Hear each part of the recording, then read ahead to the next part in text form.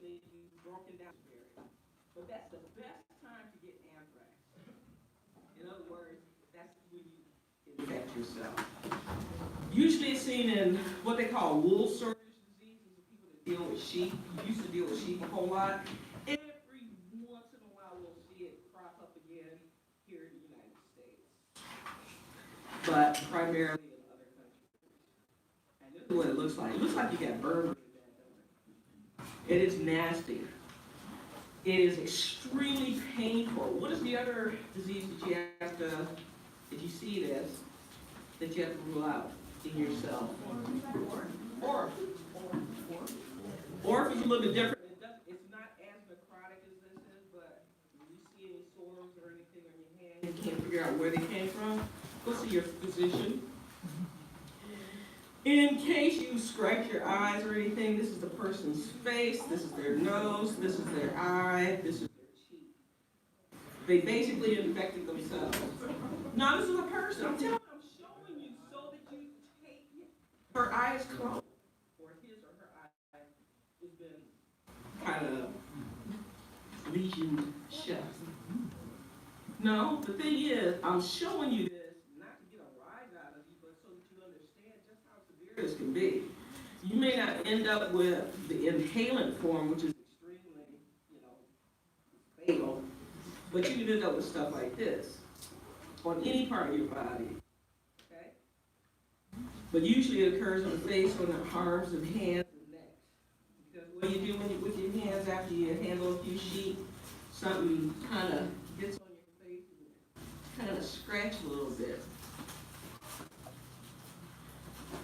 Okay, prevention and control. The biggest way to prevent it is to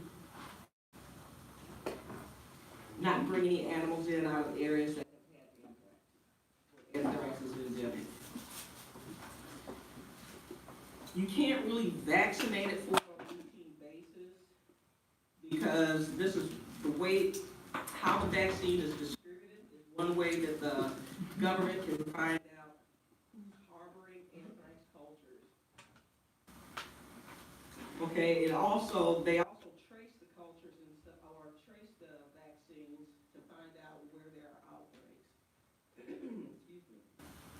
So you can't readily get the vaccine, and it's primarily in most states you have to go through the state veterinarian.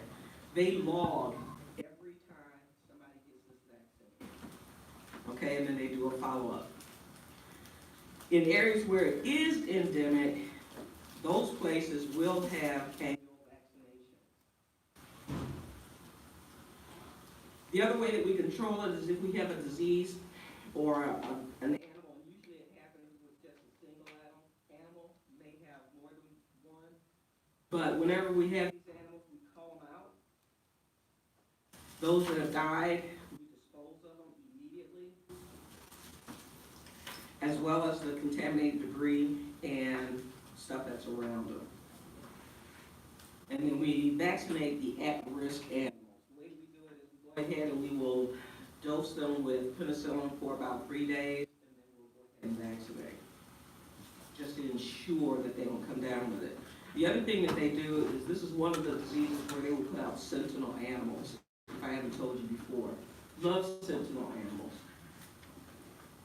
So you can breed purpose-bred animals to be sentinel animals. And these are animals, but they're hard to maintain because these animals have not been vaccinated for anything. This is to make them more susceptible to disease. And it's just telling you, you have, it's an anthrax spore vaccine.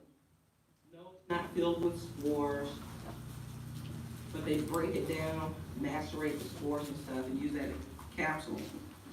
So it's basically a non-encapsulated live spore. We give it to horses, cattle, and other food animals. Horses have the worst problem with it. They either get a systemic illness or they get a local severe inflammation. Cattle, if they do have an adverse reaction, it will be local at the site. May be severe, may not be severe. What What do we do in those instances? We treat them just as if it was a wound that needed to be debrided. We cut away. Cut away. Cut away. Well, surgeons look to cut, right? Okay. How do we diagnose this disease? Either clinical signs occurring along with the fact that we had inclement weather, or there's been a lot of soil that's been moved, or we'll send out blood samples, smears for ELISA or PCR. And if we have done necropsy, we'll send those pieces out for immunochromatographic rapid diagnosis, blah, blah, blah. And they also have a field test, but I've not seen one. Not here in the States anyway. Somebody's got one. If it's out there, somebody has it, right? Okay, remember, as soon as you open up a carcass or as soon as you cut that ear off, anthrax, the vegetative form within the blood, is going to sporulate. So you don't want to go flinging it around the place. And you don't want to get the blood into your own wounds and such. And we saw this thing. Okay, wow, that was a bunch of cannabis, and everybody would be happy. Dang, took y'all a while. But it's not. And this is actually what they used to do, is they used to burn all the cattle, the infected carcasses and stuff. They would just kill them right there on site, didn't bother about vaccinating them, and they would burn them. Then they started finding out by experience that they were getting cases downwind. Neat, huh? And these are government officials, learn by doing. What I gotta say? And of course, if you saw that, you would have to rule out what? Awesome. Okay, now let's get here. Ready for the next one? Yeah, it could be rabies. Look at that. Mrs. Baker recently added, she's got the big, huge farm. She's got cattle, she's got llamas, chickens, partridges, foxes, ferrets. She just loves animals. So she recently added several sheep and goats to her farm. While going out to feed the chickens, she noticed that two of her cows were looking ill. Oh, Betsy. Oh, Marguerite. Okay, so, Marguerite, anybody here named Marguerite? No, nothing again. Oh, well, you all right. So, so she calls you, you come out there, and on arrival, you notice the two, you look at the two cows, one's a 2-year-old, one's a 4-year-old. The 2-year-old had severe epiphora, and both eyes were cloudy. The 4-year-old was depressed, late discharge, had dry muzzle, and was sternal. What are you going to do? No, I'm asking you before I finish. What are you going to do? What are you thinking? Okay, could be malignant catarrhal fever. What else could it be? Could be severe pink eye. Could be your ruminal problem, ruminal indigestion. Okay, but with pink eye, if it is severe, and we've had cases like that where it affected, I think there were 60 animals in the herd. All of them came down with pink eye. It was awesome. Not for them, but for me. But it was good. So I of course diagnosed it.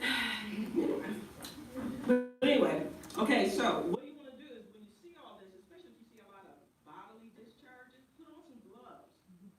And if you think it's something that may be airborne, then put on some glasses, put on some protective eyewear. Okay, protect yourself.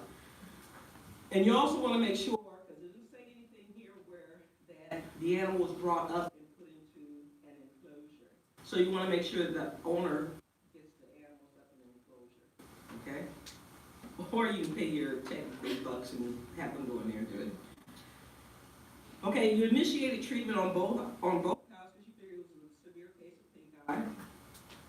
So you gave them some Tetrador, you put some little Oxytet drops in their eyes, you gave them a dose of Banamine, and you told them, we'll come back in about 2 weeks, or I'll come back sooner if it gets worse. Just give me a call. So she calls you back on day 9 and tells you that the pink eye has progressed and that both cattle now have profuse, ropey nasal discharge. Both noses are dry and cracked, like you can see here. It looks like it's even peeling, and both are not eating. What do you have to include on your diagnosis?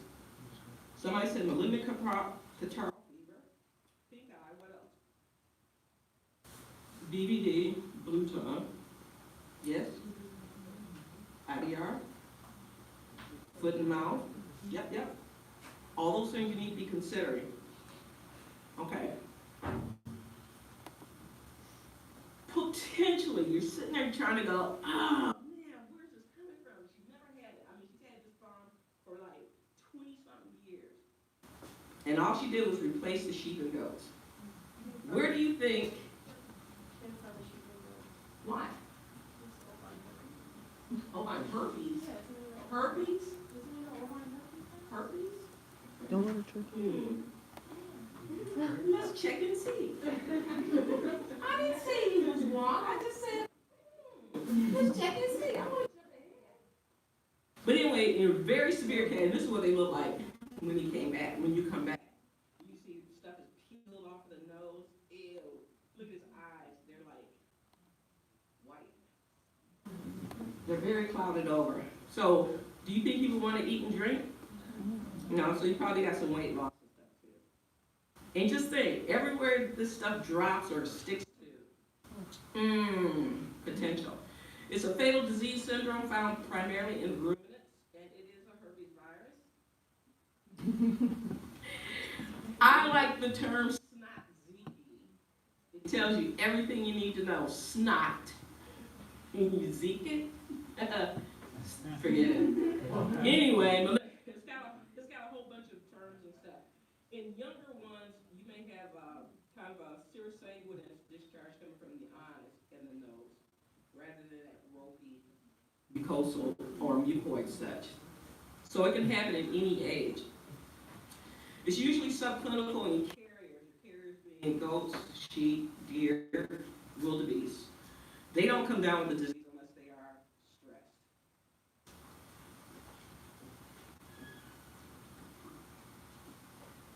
Susceptible species, bison, banteng, and other species of deer.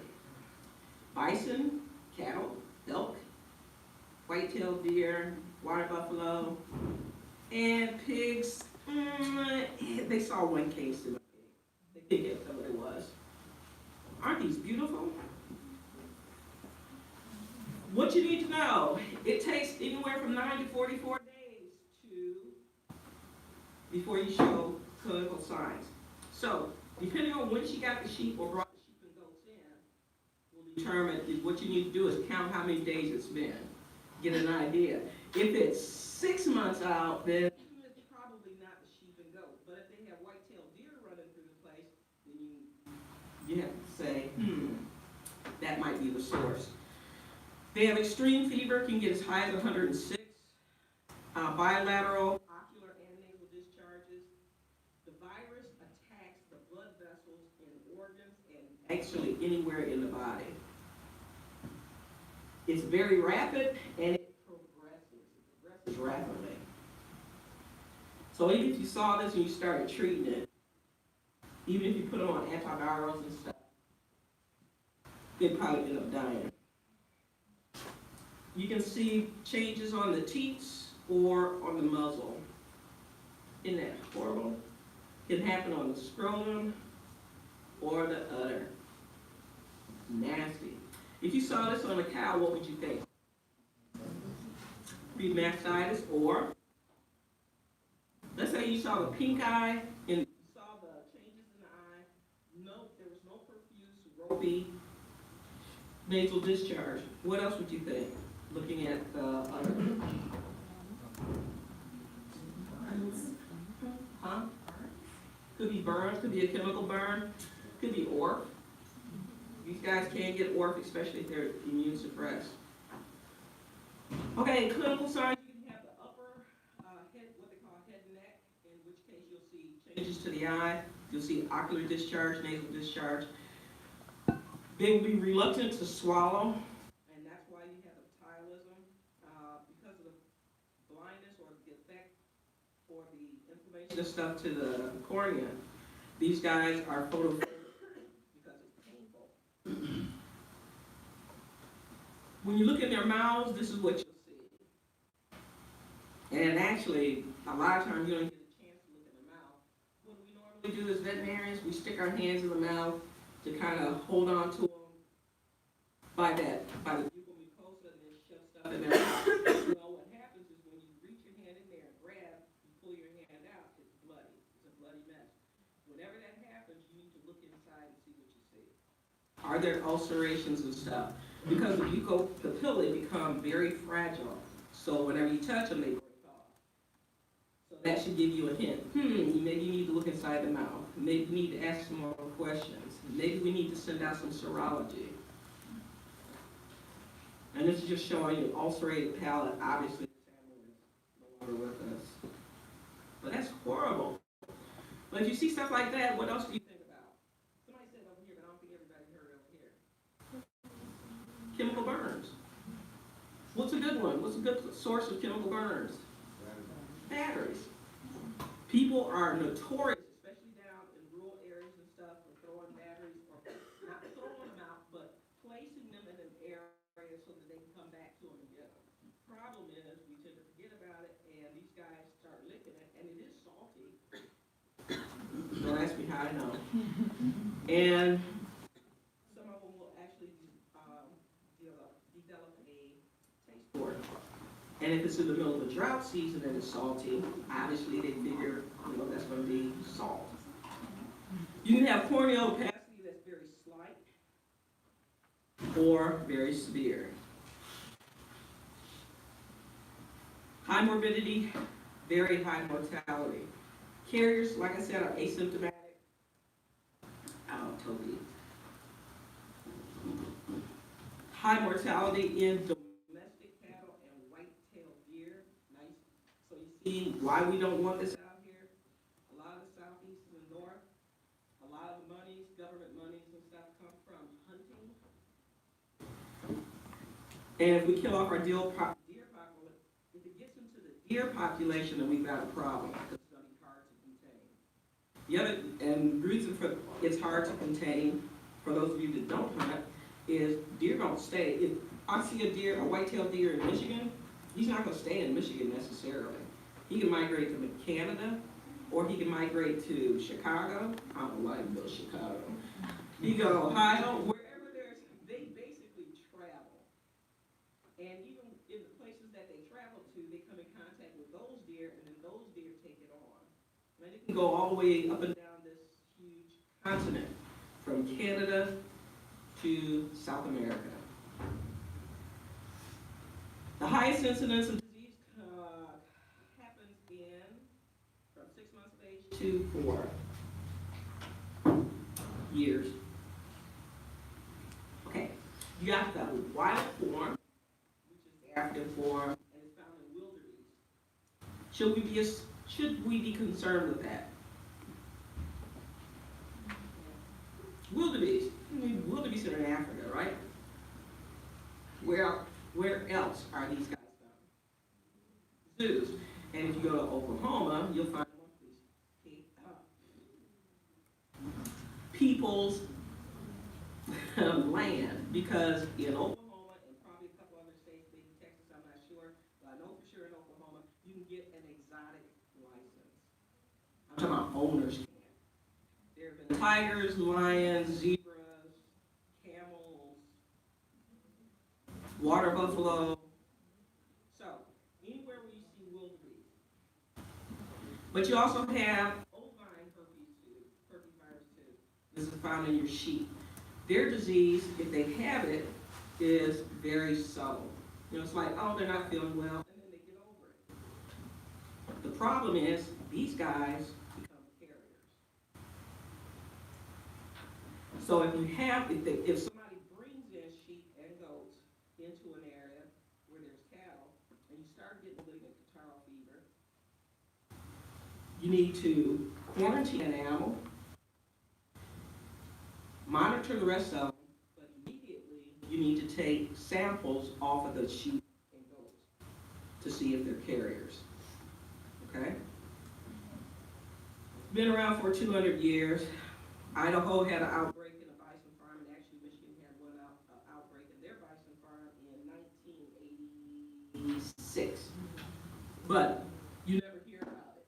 We'll hear about it quicker than the public will, because they don't spread that type of stuff out because you don't want to, what they call it, inflame the masses. Okay, you can get into anything. Natural hosts for this can be obviously cattle, obviously deer, but also giraffes. So those of you that are going into exotic medicine, you see what you have to look out for, right? Okay, so we got the poorly adapted, and the poorly adapted hosts are actually, how can you tell that you're dealing with a poorly adapted host in the face of MCF? You'll see clinical signs. How do you know you have a well-adapted host? You'll see no clinical signs. The reason I'm asking you stuff, it's obvious, but a lot of times we'll just kind of curse over it when you see it. And I want full use of my notes. Anyway. Okay, transmission, we talked about this. The well-adapted carriers shed the virus, and this is our concern. When they shed the virus, it can either be in the feces, through nasal discharge. It gets onto other stuff. We can pick up, well, we see paper and stuff down there, so we pick it up, we throw it over there. It's wet, or we wipe off the snot and stuff off of the fence post, or we wipe it on our legs and such, or our clothes, not our legs. And we become fomites. So it can be fomites or direct contact. And all you have to do is have this animal, have a susceptible animal come in, drink out of the same trough that the animal that has the disease drink out of. Simple as that. So as vets, when you're going out to these farms, you become detectives. Okay, you're detectives automatically when you're in clinics. You already know that. But when you're trying to hunt down a source or see where could all these animals be coming in contact with this animal, which is on the other side of the fence, you need to start looking around. Let's see. You can have infection in utero. Okay, what else? Aerosolized, nasal discharge, ocular discharge. Okay. In pig. Well, this is not pigs. Look like a pig, not a pig. What are these? Who said goats? Okay. How can you prevent this disease from spreading in Mrs. Baker's property? She wants the sheep. She wants them. She wants the sheep and she wants the goats added to her menagerie. How can you help her prevent introducing this disease, potentially, into her farm? No, okay, I'm saying, she took care of that, or let's say she talks to you before she brings it in there. I run everything by you, just everything, and this is what I'm going to do. I've got time, I have resources, I have the people in place, so that I can add sheep and goats to my menagerie. Now, is there anything that I need to know? Okay, but they're in the same farm. So and sheep, and especially goats, like to jump the fences. Okay? Because one of the things it said was keep them separated from the rest of the herd, and you can do that. But what else could you do to ensure it? Look at this slide.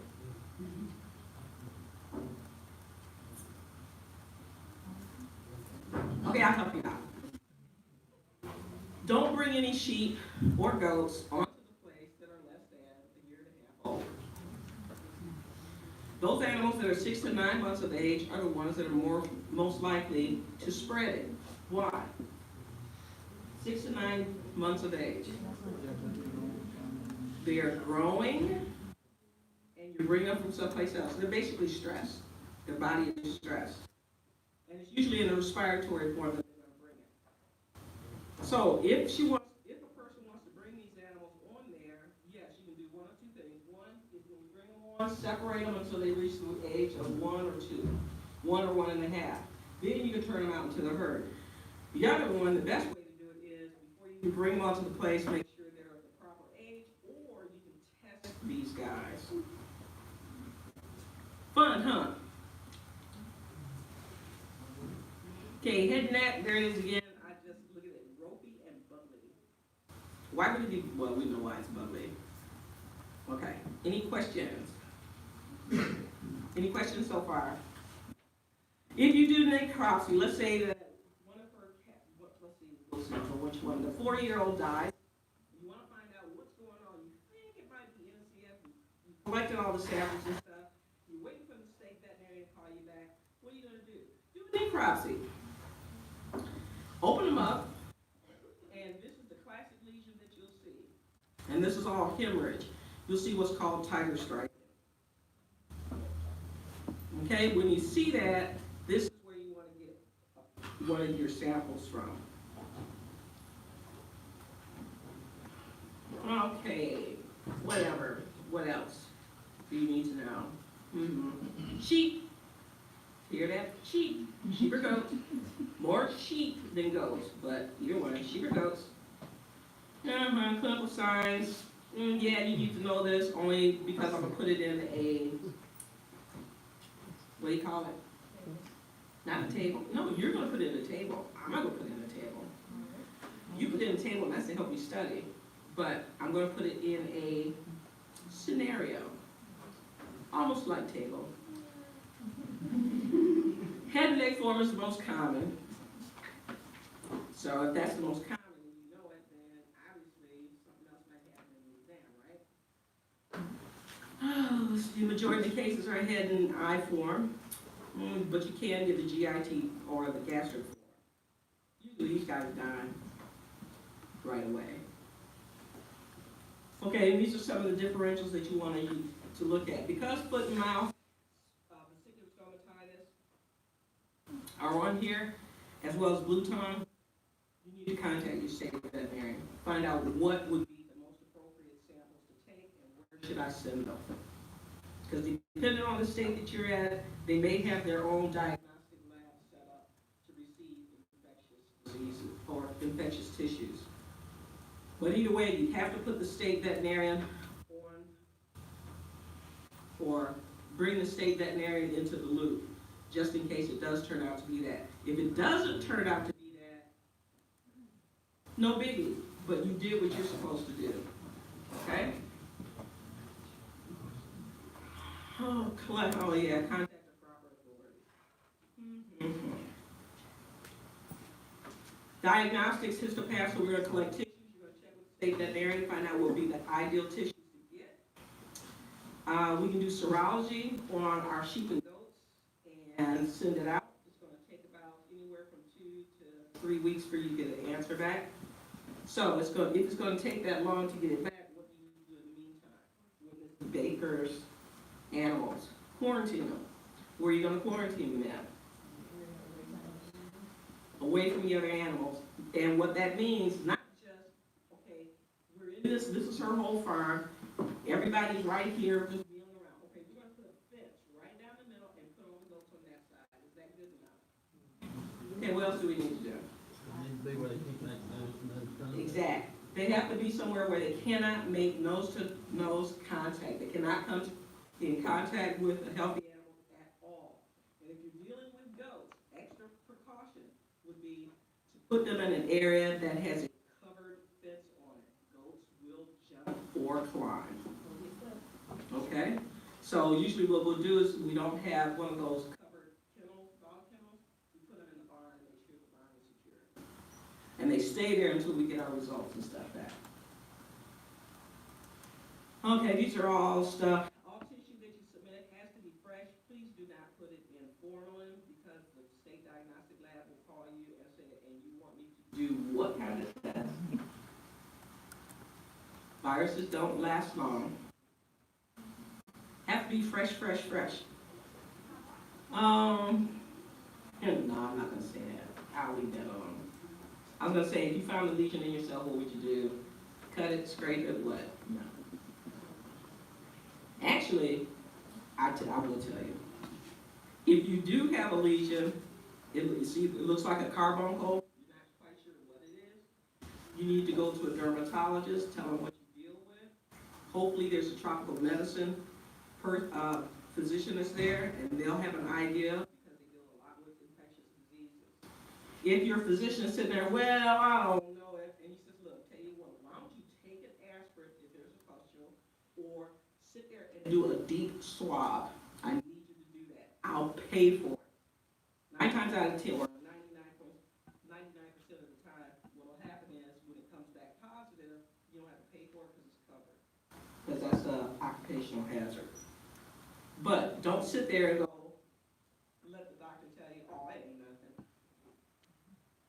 nothing. Okay? Especially if they sit there and look at you like everybody's gone home or gone away.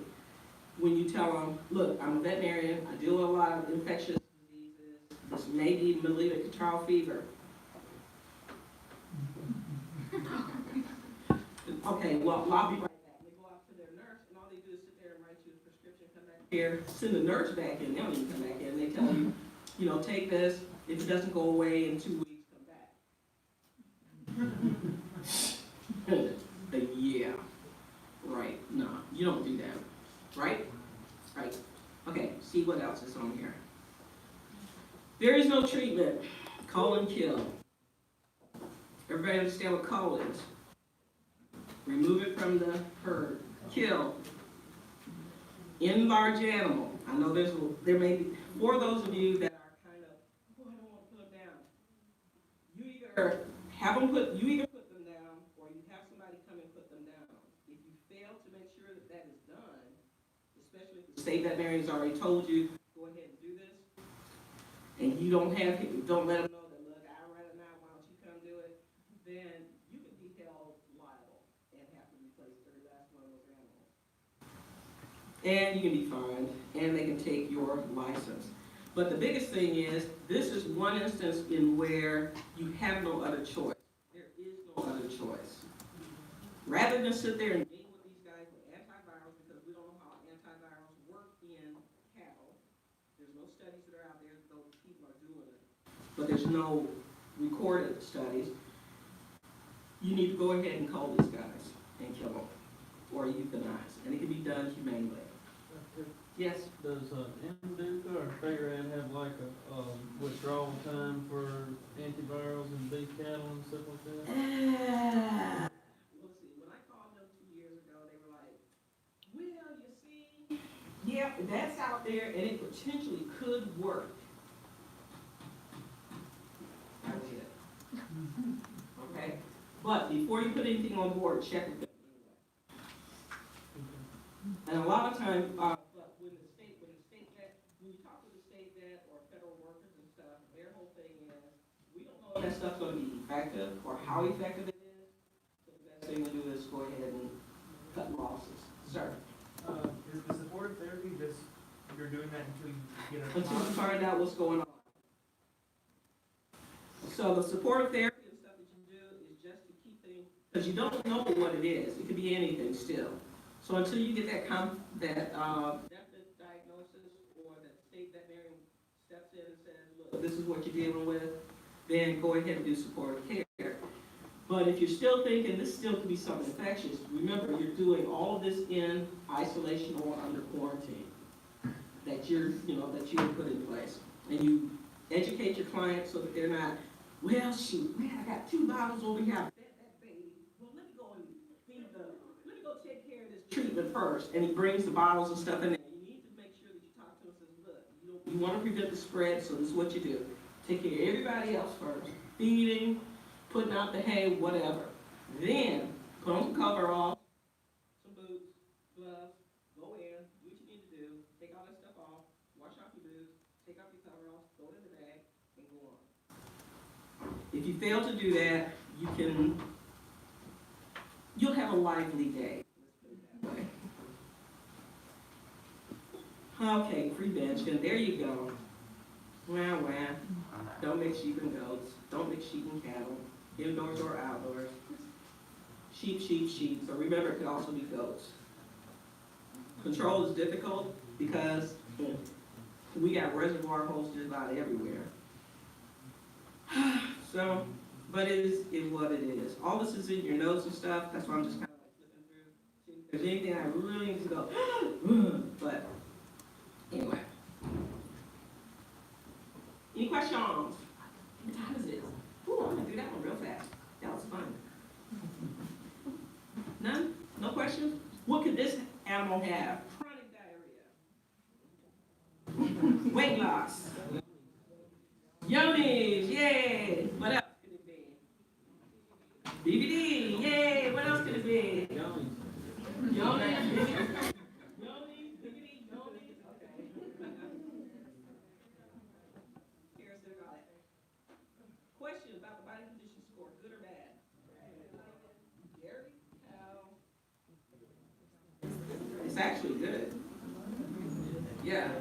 Dairy cattle body condition score is much different than meat cattle or beef cattle. On close inspection, this is what you see.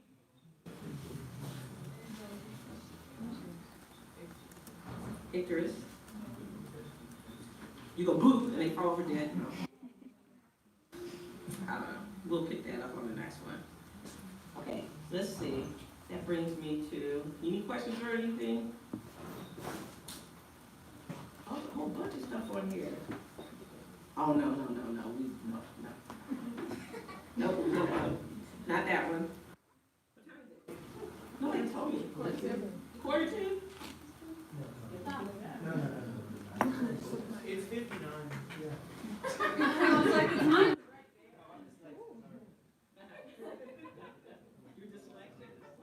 Okay, okay. Well, I will take the time to do this then. Let's see, I'm still working on this one, but you're gonna get this one tonight. You should have the disease guidelines, you should have an IV chart design. It is just an example, so you can start laying stuff out, make it a lot easier. Where's that one? You will get the vesicular disease chart tonight, along with the Clostridial. See, there's something else that's missing. Where is it? Over here? Nope, that's not it. Here? Yeah, there it is. This one. This is what you're gonna get for this evening. Ooh, not that huge. But you can make it as big as you want to or as small as you want to. It actually goes through all the Clostridial stuff. What you need to do is go ahead and put it in a chart. And did I put the chart at the end? I think, no, I didn't. But you will have that, but you also get a chart that I made. I think it's in here. Nope, not there. Anyway, I'll find it. But there's a chart that I started for. You can go ahead and put all of your Clostridial diseases on there. It's just one way of doing it. I did one disease for you. Okay? One of the other things that you need to know biosecurity for each of these diseases. Very easy to do. For the Clostridial, it's spore forming. So basically it's going to be about the same. Rabies, a little bit different, but you need to have an idea of the biosecurity measures that you put in place for yourself as well as everybody else.